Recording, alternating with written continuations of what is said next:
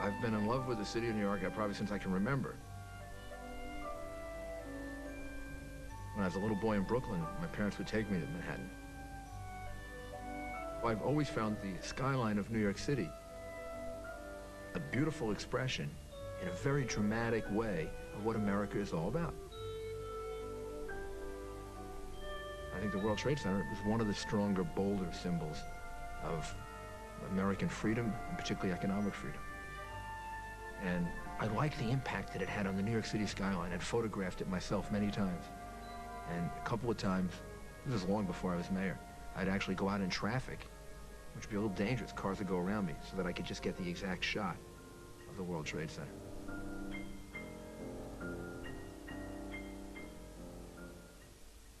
September 11 was supposed to be a fairly quiet day for me.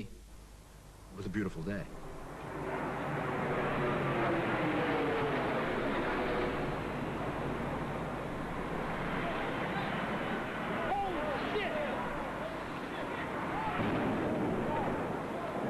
We have something that has happened here at the World Trade Center. We noticed flame and an awful lot of smoke from one of the towers of the World Trade Center. My heavens, this has just happened within pouring out. This gas goes from one side of the building practically all the way to the other. We had seen a fireball, and I can tell you it appears tower number 2, at least from our vantage point, appears to be unaffected. This appears to be entirely in tower number 1.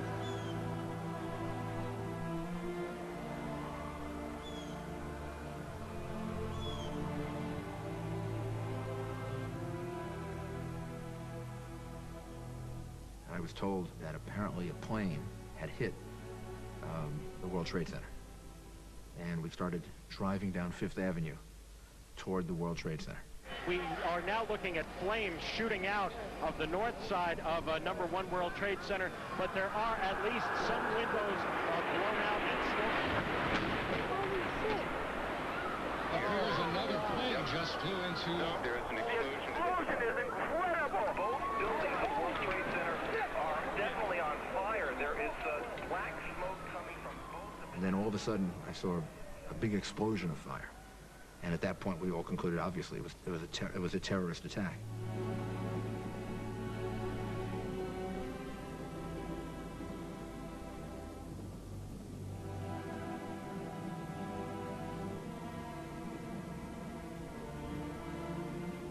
I think that was the first point at which I realized that we were into something different than any of us had ever prepared for, or any of us had ever thought we would live through.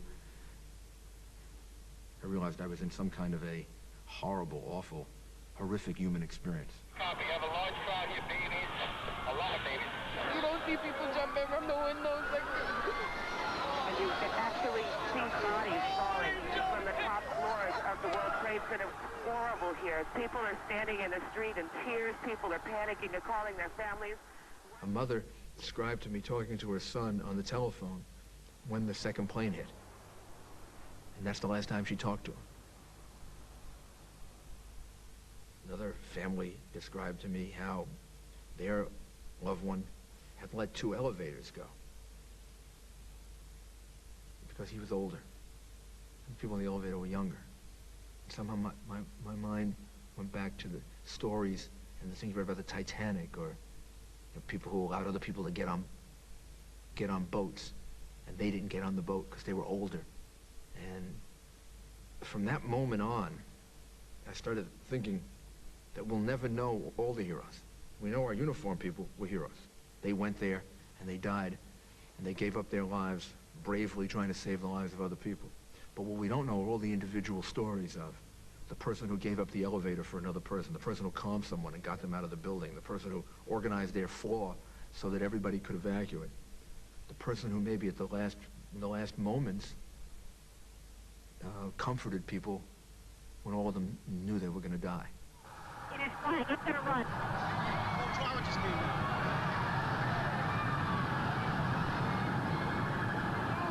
The entire building appears to have collapsed. The tower appeared to crumble and start to fall.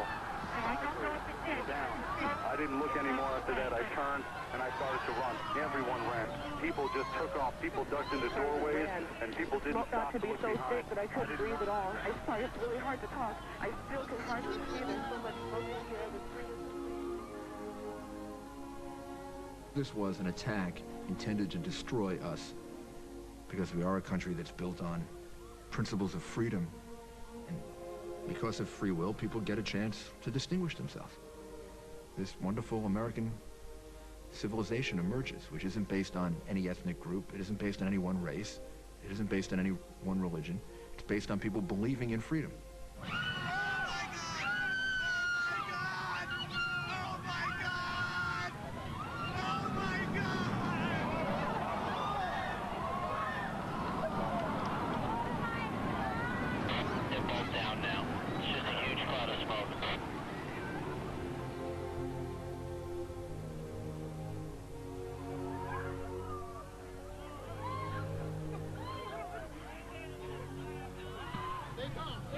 Put your mask on.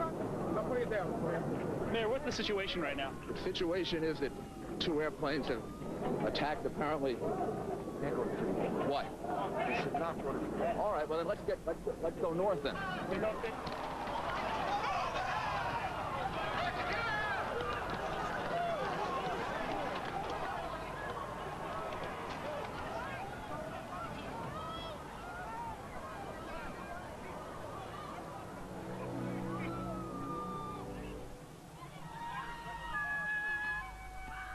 There was white smoke racing through the streets. This was the worst, most horrendous fire. And I started thinking about the people that might be trapped. Are there people trapped? If they are trapped, can they survive? And I remember thinking, this is like being in hell. This must be what Dante would describe as hell.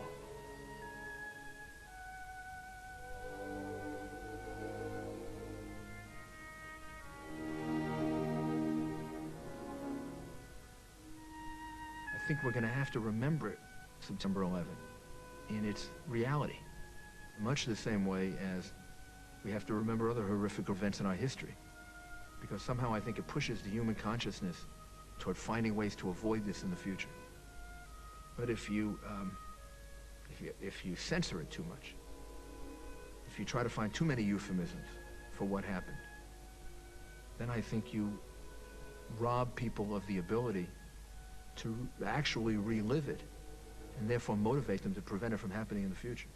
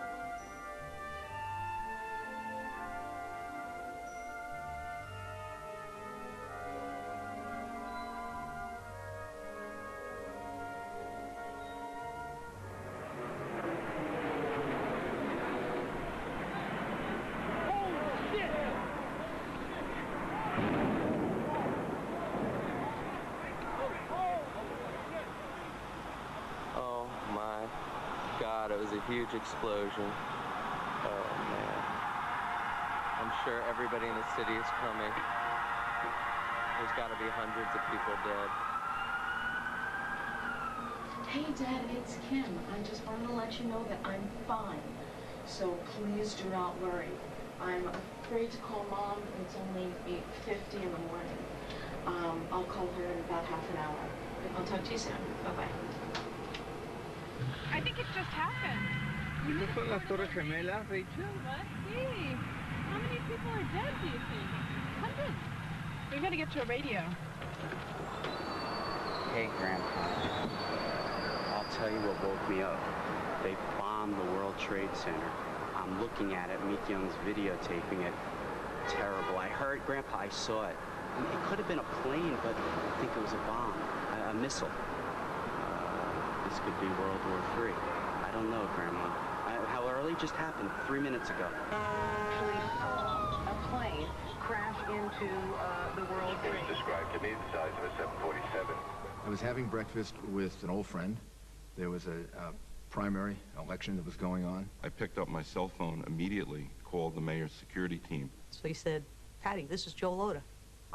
How close to the mayor are you? I told the security guys to get close to him, that there had been an explosion at the World Trade Center. And I was on East River Drive, noticed some smoke, and said to my driver, maybe we have a job, or do you think that's a cloud? And he said, no, that's absolutely a job. I said, we better go down there right away. We better just head right down there and get the details on the way down.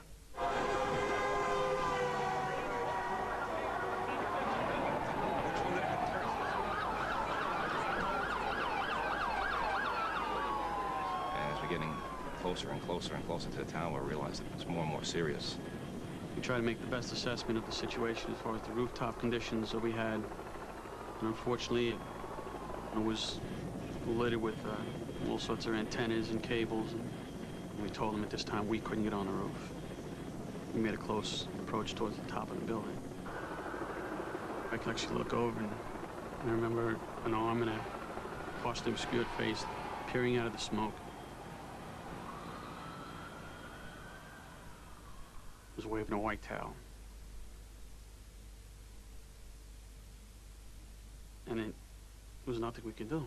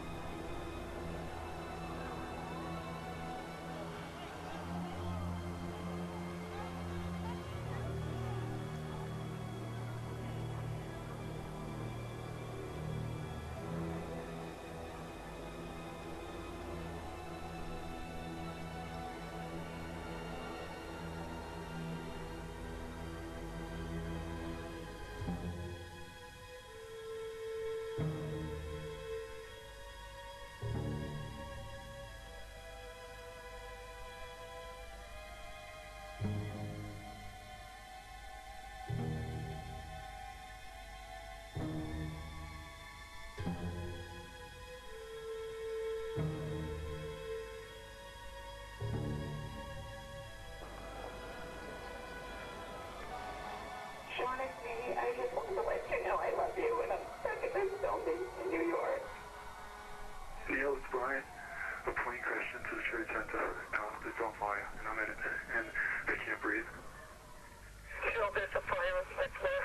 I love you, Joe. I love you. I don't know if I'm going to be okay, Joe. I love you so much.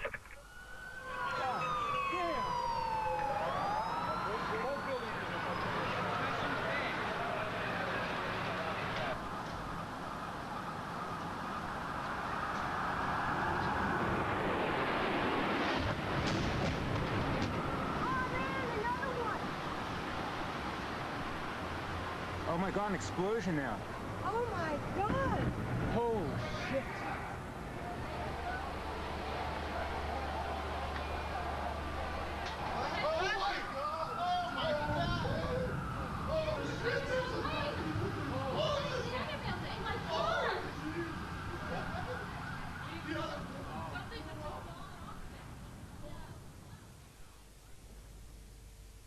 And within a minute, I got a call.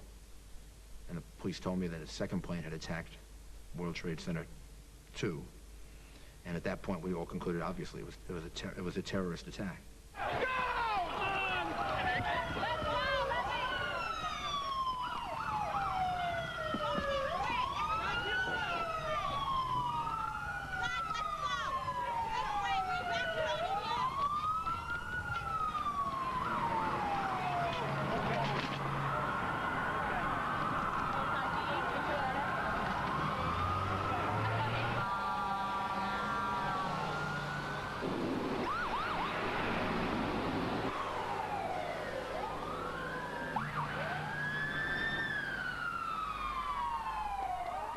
the debris and the plane and parts were coming down on us, and some of my people were yelling. They said, "Get out of the way." And we had to run north on West Street to get away from the debris because the debris was falling.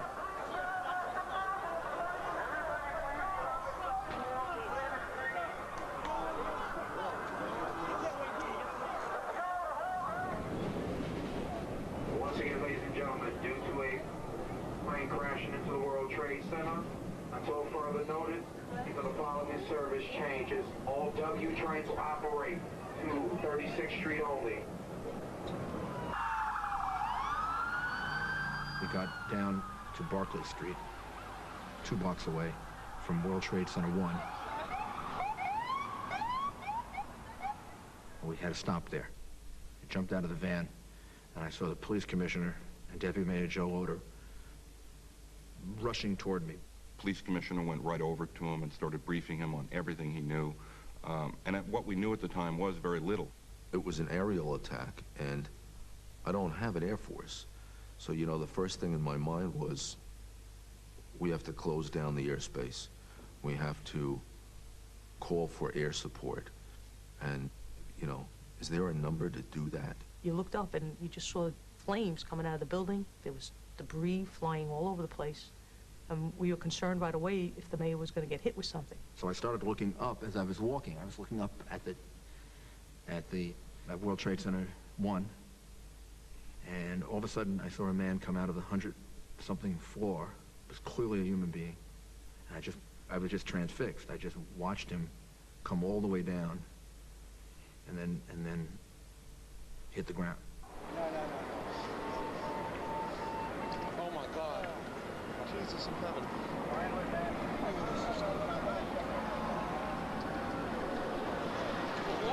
Look, another man. Oh, God almighty. Oh, God.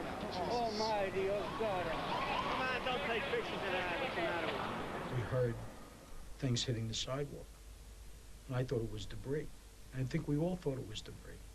And the windows on the west side of the building had already been blown out. So as I walked towards those windows, I realized it wasn't debris. These were people who were so desperate that they had jumped from whatever stories, and they were landing. And it was a constant, the shrill of the pop as they hit the ground. And think about people so desperate that they would choose that way to die. And they had to know they're going to die. There's no way of surviving. And that image will never leave.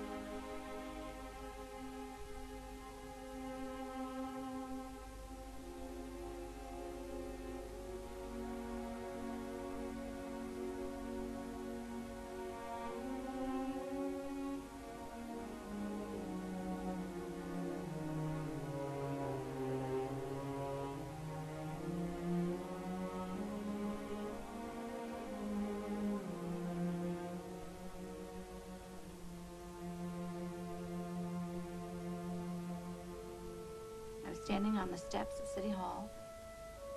We all looked up, and I knew that Terry would have been on one of the highest floor that he could get to in that building, because that's just what his company does. And when I saw the building come down, I knew that he had no chance.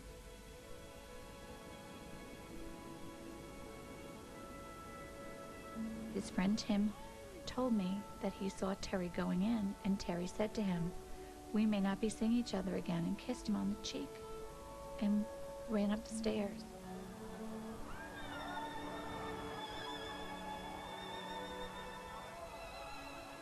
When the building came down, I just felt a complete disconnection in my heart.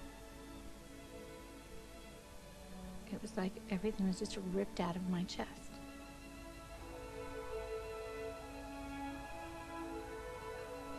I thought that Terry just incinerated.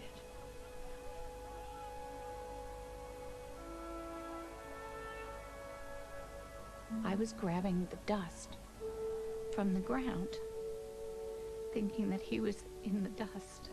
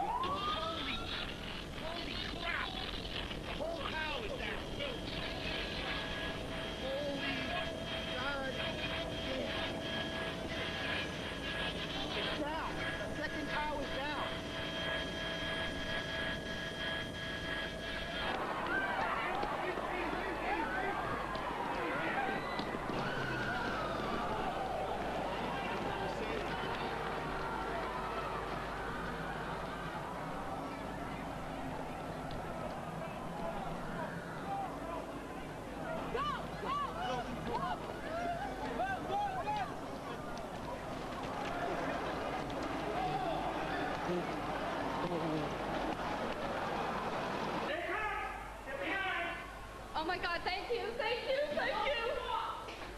Oh my God. Watch the debris come down the street. Don't open the door. You're right. Oh my God, you saved my life. You saved my life, thank you.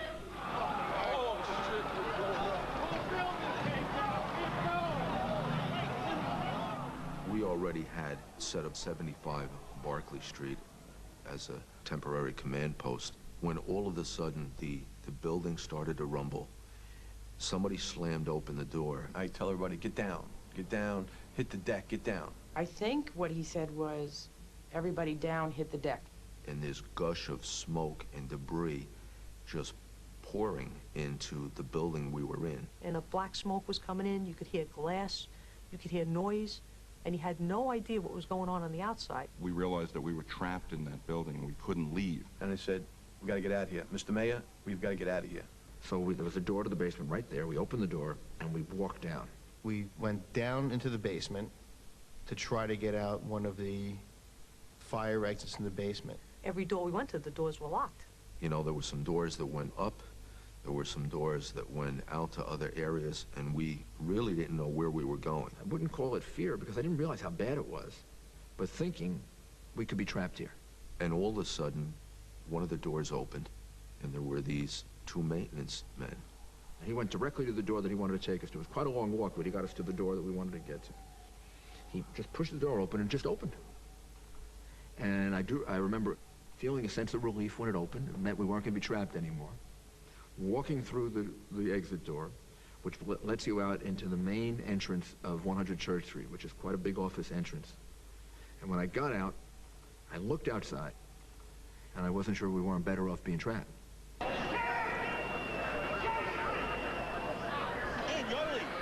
Yoily, in! Deep breath, in, hold it. In, hold it. Yeah, water. Not into the mouth. You all right?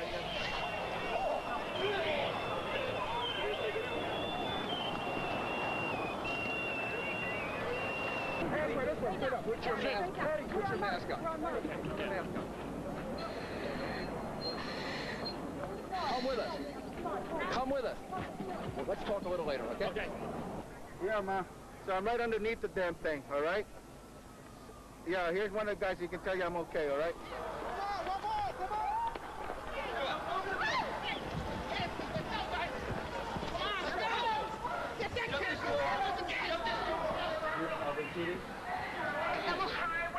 Open the door. Get out of here. Out! Everybody on, let's go! You was just in the building, right? So people should remain calm. They should remain where they are, except if they are in southern Manhattan. If you're below Canal Street, You should walk out of southern Manhattan and walk north, as these people are doing right here. All right, that's cool. Do you know anything? That's cool. Do you know anything about Yes. All that we know right now is that 2 airplanes struck the 2 large towers of the World Trade Center. We spoke to the White House. There also apparently was an attack on the Pentagon.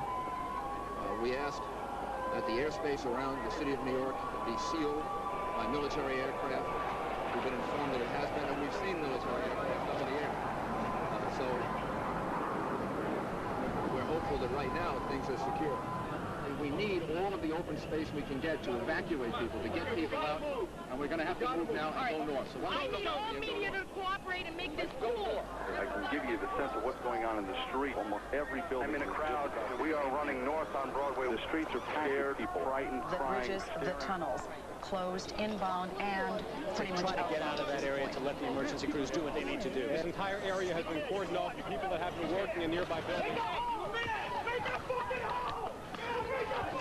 People on their cell phones trying to find out what's going on. People calling loved ones. They are letting you get onto the bridge, and from what it looks like, come in over. It is absolutely amazing to see just the sheer panic in the streets right now. Many people are running. A lot of people are walking over the properties of the bridge. They've not shut the bridge down. Very trying experience to watch, seeing your friends and neighbors, and then wondering who might be in that building. We want the attention of all New York City firefighters within the sound of our voices. A total recall is in effect.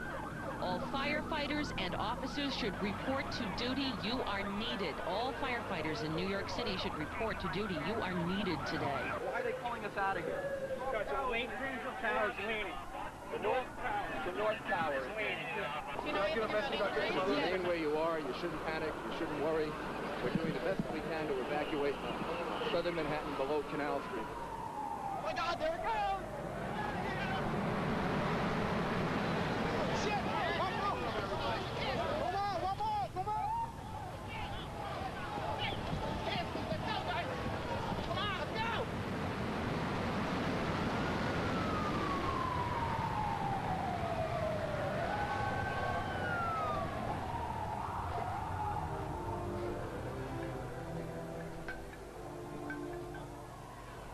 You should walk north.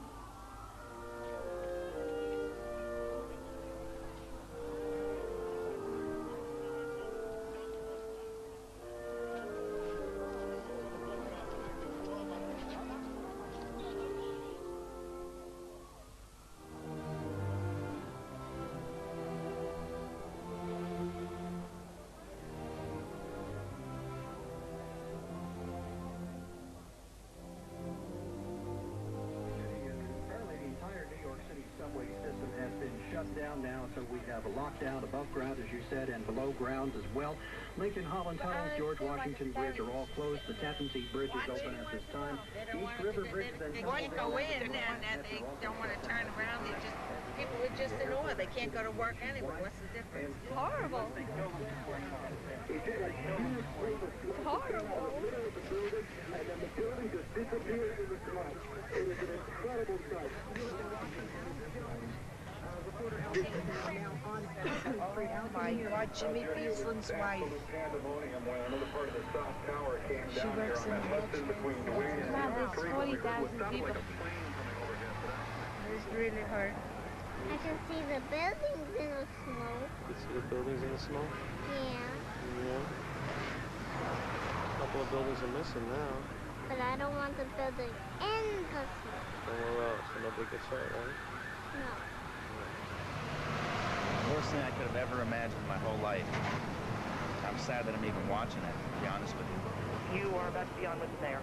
Mayor Giuliani to join us by telephone. The first thing I'd like to do is take this opportunity to tell everyone to remain calm. It's a horrible, horrible situation, and all that I can tell them is that every resource that we have is attempting to rescue as many people as possible. And a lot of people got wiped out. Sure. A horrendous number of lives lost. I don't think we know yet, but we have a lot of police officers, a lot of firefighters, a lot of emergency personnel that were down there. We've moved city government to the firehouse in Greenwich Village. That's where I'm operating from right now. Conditions are unreal. Numerous members down. Numerous requests for oxygen.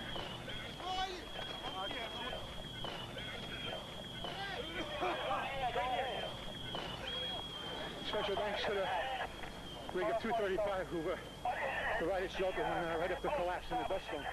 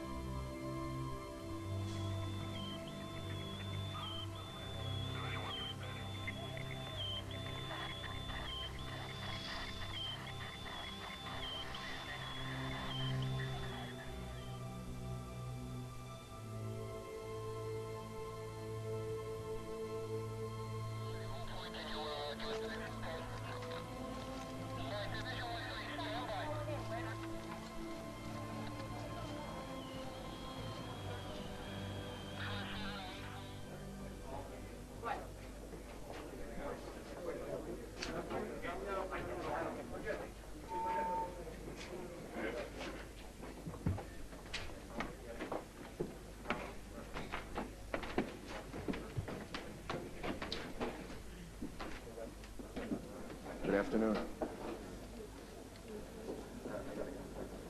Today is obviously one of the most difficult days in the history of the city and the country.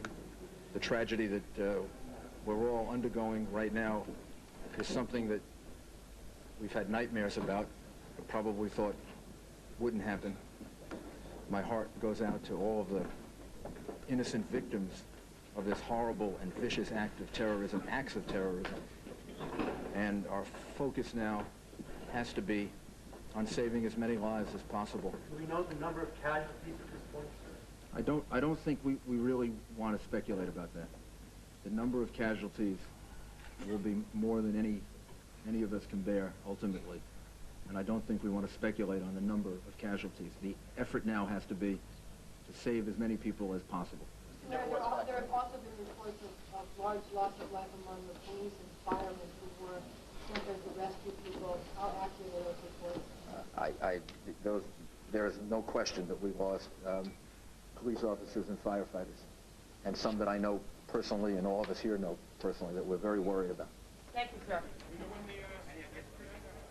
Some of the information was too brutal. I think I said that day that I don't think people could handle the full implications. And all of a sudden, it dawned on me that Beth's husband was Terry Haddon, who was the captain of Rescue 1. And I looked over and I said to her, was Terry working today? And she said, yes. And his tears came down her eyes. She looked at me and she said, he's dead. And I got angry. I said, you don't know that, Beth. You don't know that. She said, yeah, I know that. I felt it, and I know that. Sometimes I just worry that he was afraid. But knowing him, I think he was completely focused on the job at hand. And sometimes it makes me angry. But I don't think that I think in the back of his mind, he was more concerned about where I was and the fact that I was far enough away from the trouble.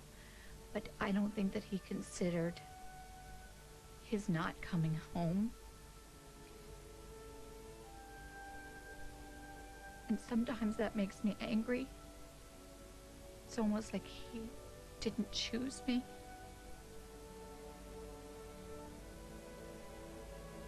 But I can't blame him for that. He was doing his job. That's just who he was, and that's why I loved him so much. So I can't blame him for that. And I went over to her and I just hugged her and I said, I'm very sorry. You know, she's really sorry. I said, we'll do the best we can to find him. We'll see if we can find him.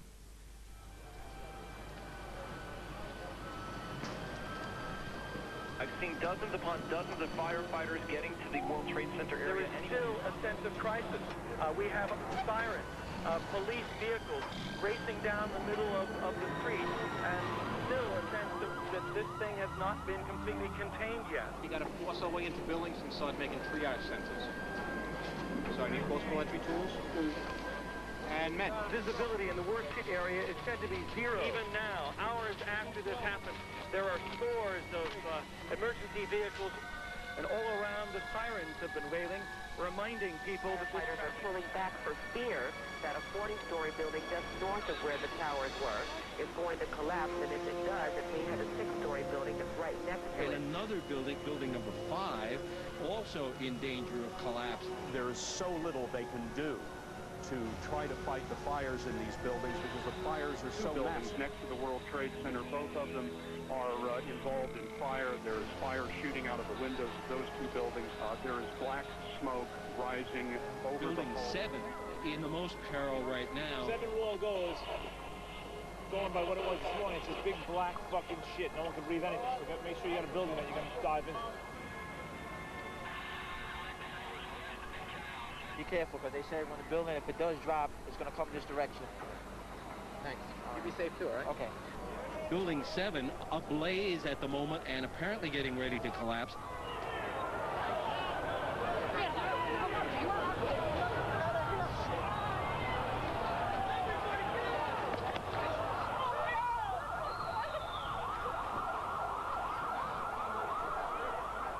My hearts go out to all of the people affected by this. They don't deserve this. These are innocent people. This is a horrible attack. When you think of the sneak attacks that have been perpetrated, there's no military purpose to this. This is cowardly. It was awful. It was horrible. And again, the people of the city of New York are going to demonstrate, as we have when we've been tested before, that we're stronger than these barbarians. Anybody want to volunteer?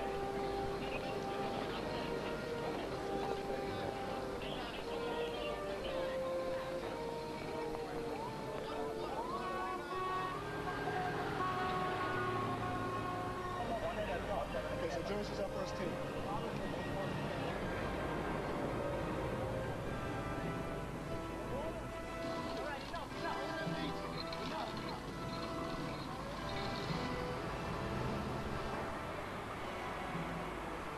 What's the job in there? Whatever it is. Whatever it is, to save somebody, one person saved, your life saved. Team 13. Are you set? I see a team 4 over here. Just to make you aware, we have 141 EMTs. Team 11. Where's team 1?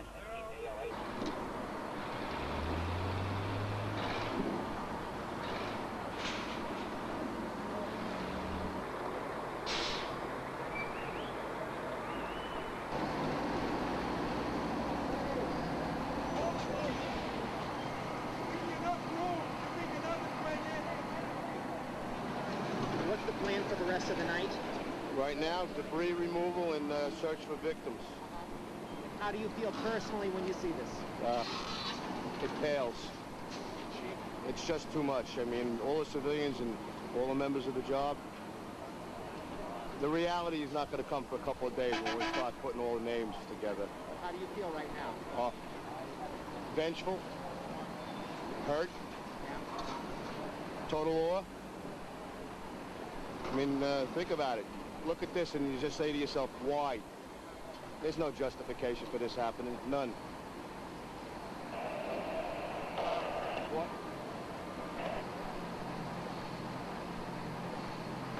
Get him from there? It seems like there's no survivors. It's nothing. Like all of the people that are waiting here, there's no rescue. There's just recovery. And it's, I don't know if they really want to do what they have to go and do there. It's just body parts. Do you know what I mean? It's just you're just going there to like recover body parts. It's not about there's no one alive there. You know what I mean? No, I think there's going to be people in there. I heard someone say it. Why would they have all these people organized if there weren't anybody in there? There has to be. You can't give up. You just have to wait and see.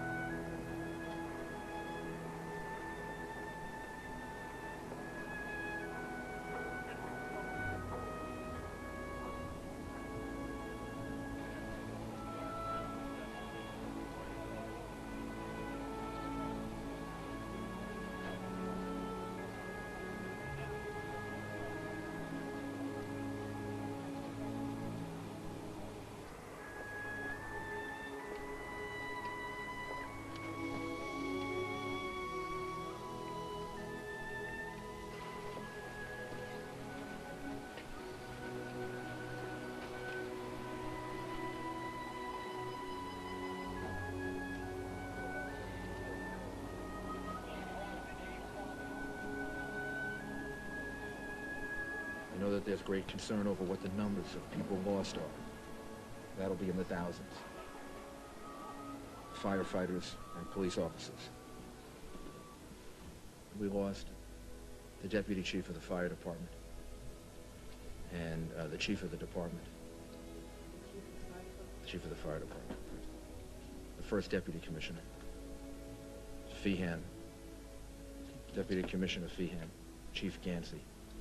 Father Judge, and Ray Downey, who I just gave a party for at Gracie Mansion for his years of service to the fire department, who led our team in the Oklahoma City bombing rescue. We've also lost him.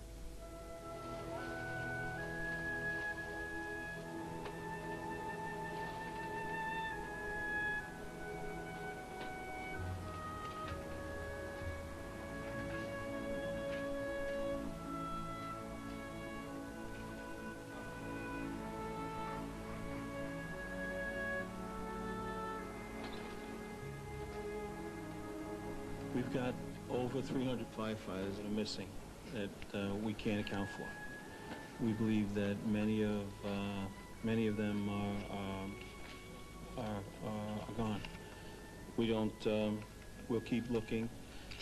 We have hundreds of people over there now trying to find as many possible locations that they might be in some way in a void or whatever, and you know, still be able to breathe and still alive.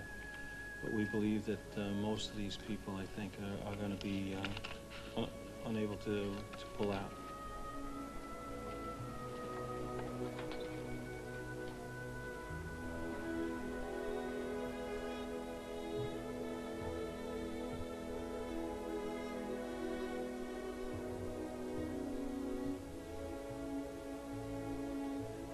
It's just, it's a devastating thing. I don't know, well, the fire department will recover, but I don't know how.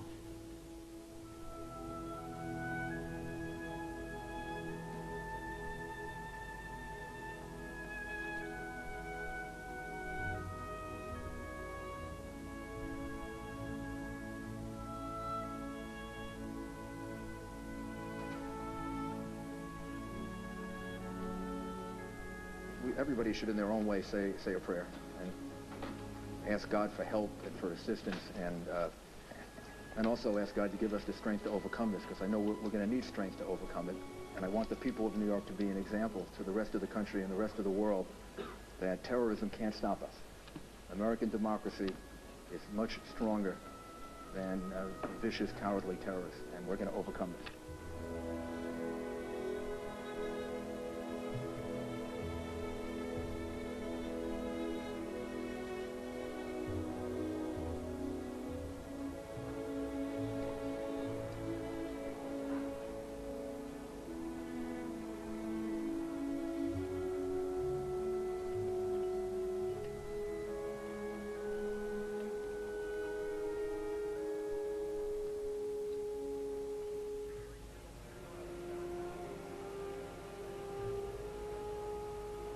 was going to go home, and I said, I got to go back one more time. Just have to go. I have to go see, make sure everything's okay.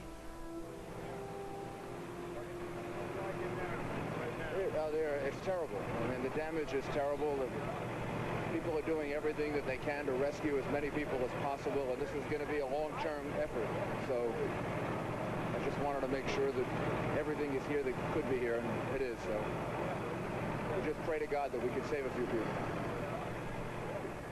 He went home that night and started reading about Churchill. And one of the first things he said to me when he called me the next morning very early was, you know, I've gleaned some knowledge from this that I want to share with everybody. Because imagine what the British felt like, being hit like this constantly. Human nature is remarkable, and we all learn to deal step by step with whatever we have to deal with.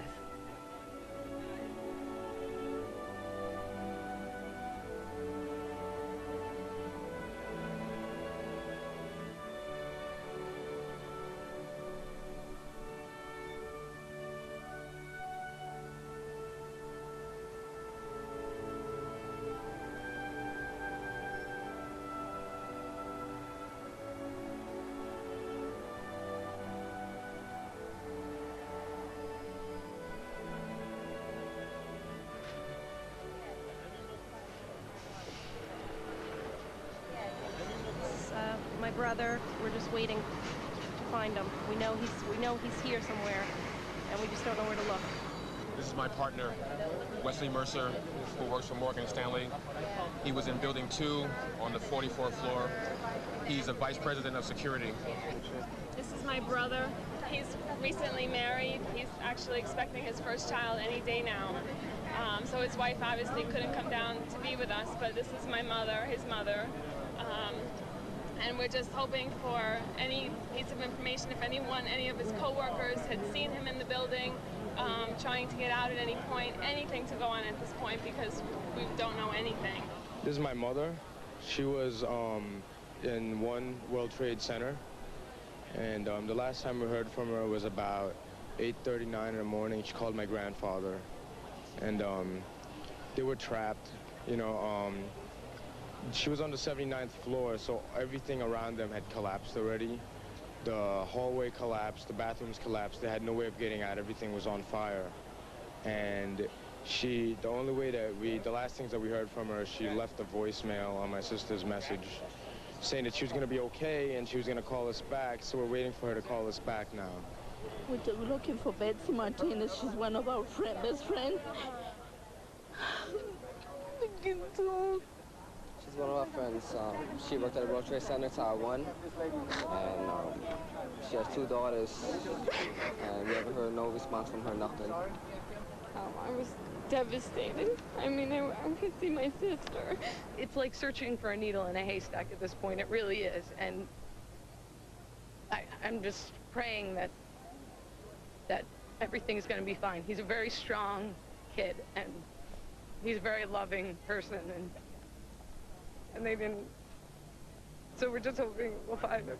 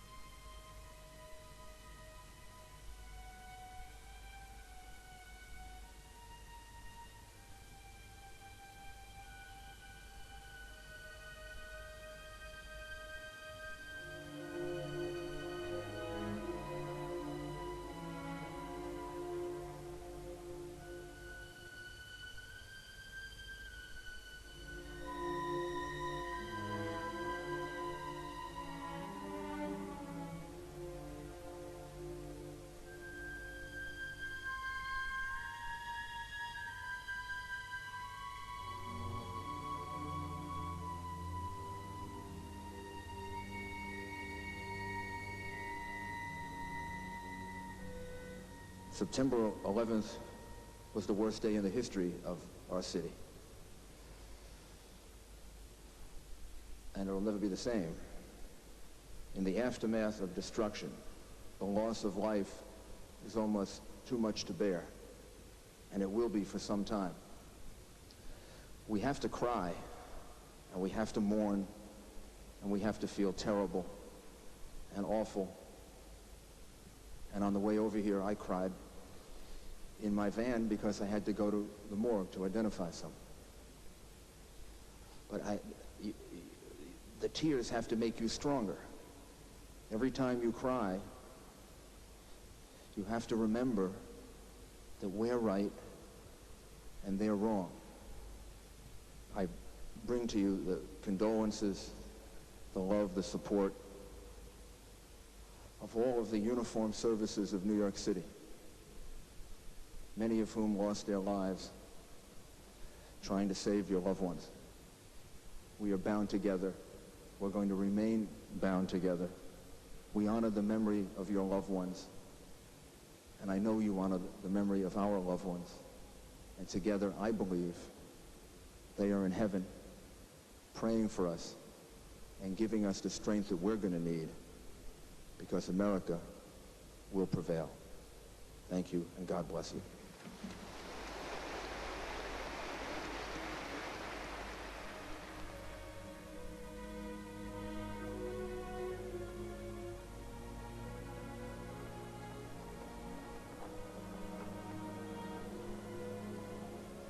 We come here today to hold those who hurt so much, to help those who need so much, and to hear those who cry so much. We have lost parents, brothers and sisters, sons and daughters, husbands and wives, beloved relatives and friends.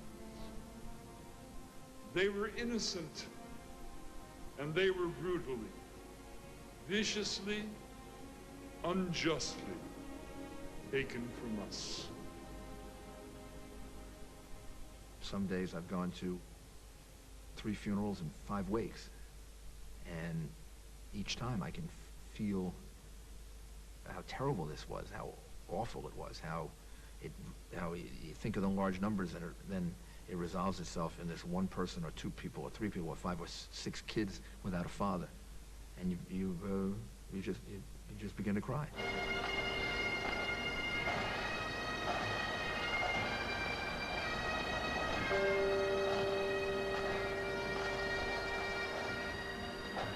Terry Hatton was very brave. He was brave, but not by any means reckless, and he was a commander.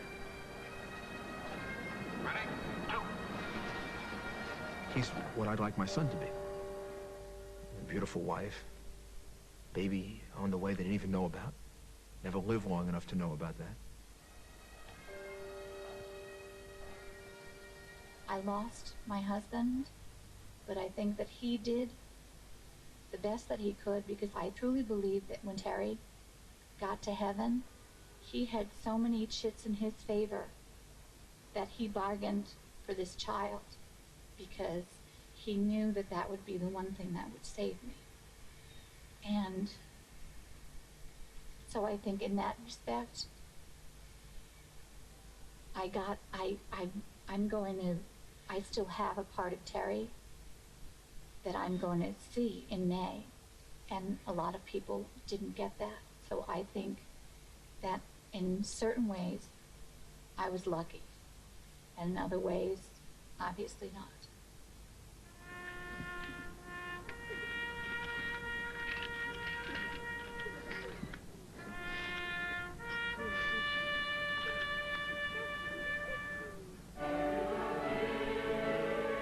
I have lost my soulmate, the love of my life, my best friend.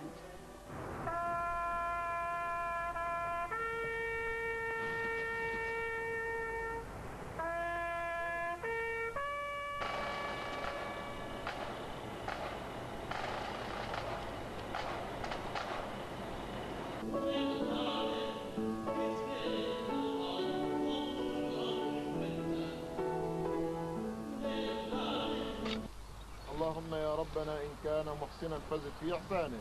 أعوذ بالله من الشيطان الرجيم.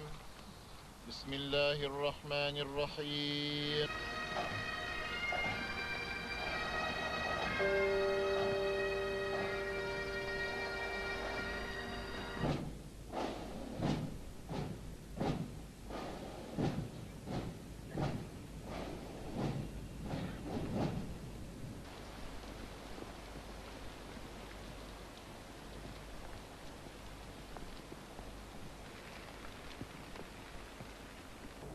Dear Johnny, Alex and Anna and I just want you to know that we love you.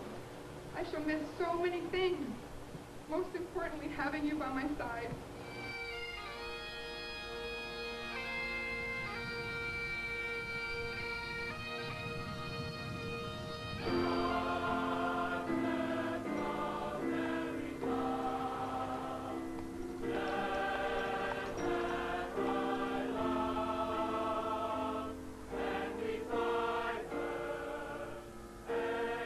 Figure out our way through this? How do we figure out how to give people the opportunity to let out the grief they feel and the mourning that they need, and then at the same time organize themselves so that they move on with their lives? What's the right way to do that? And there isn't a right way to do it. You just try.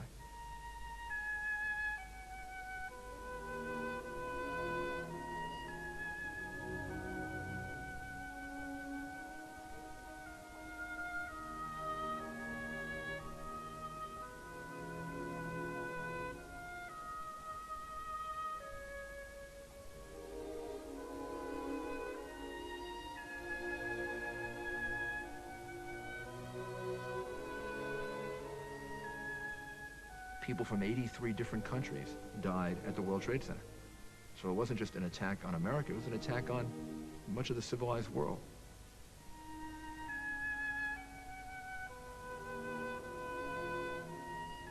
Nobody deserves to die, but nobody in that building deserved to die. I mean, they were just doing their jobs. I mean, they were showing up and working in the restaurant or cleaning the building or delivering something or trading stock or trading bonds. We should consider all of them heroes and patriots, and they gave their lives pursuing the American dream.